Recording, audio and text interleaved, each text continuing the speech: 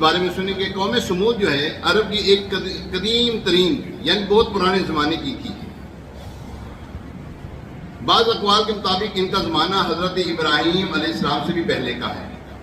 اللہ پاک نے اس قوم کو بہت ساری نعمتوں سے نوازا تھا. ان کی عمریں بہت لمبی تھیں.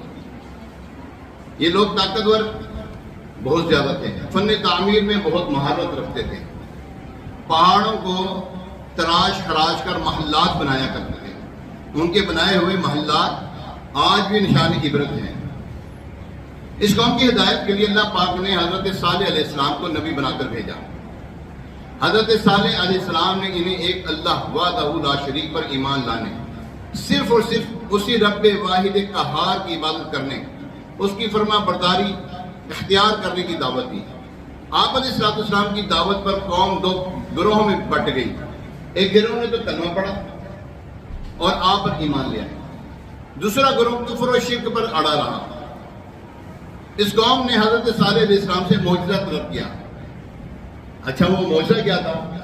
معجزہ بھی بڑا حیرت انگیز اور عجیب و غریب. وہ معجزہ کیا تھا کہ ہمیں پہاڑ کے اندر سے حاملہ اونٹنی نکال کر دکھائیں. اونٹنی ہو اور وہ بھی حاملہ. حضرت صالح علیہ السلام نے چٹان کی طرف اشارہ فرمایا تو وہ فوراً پھٹ گئی اور اس میں سے ایک نہایت خوبصورت تندرست اور طاقتور اونٹنی نکل آئی جو حاملہ بھی تھی. چٹان سے نکلتے ہی اس نے ایک بچے کو جنا. یہ اونٹنی اپنے بچے کے ساتھ چلتی پھرتی تھی. اس قوم کا ایک ہی طلب تھا. حضرت صالح علیہ السلام نے حکم دیا کہ ایک دن تالاب کا پانی جو ہے اونٹنی پیے گی اور ایک دن قوم پانی حاصل کرے گی. قوم نے یہ بات مان لی. مگر قوم سمود میں 9 فسادی افراد موجود تھے. فسادی شخص موجود تھے. اللہ پاک فرماتا ہے ترجمہ قرآن کنز العرفان، اور شہر میں 9 شخص تھے جو زمین میں فساد کرتے تھے اور اصلاح نہیں کرتے تھے.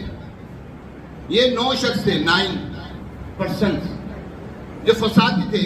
ان کی وجہ سے قوم سمود پر عذاب نازل ہوا اور یہ پوری قوم تباہ و برباد ہو کر رہ گئی.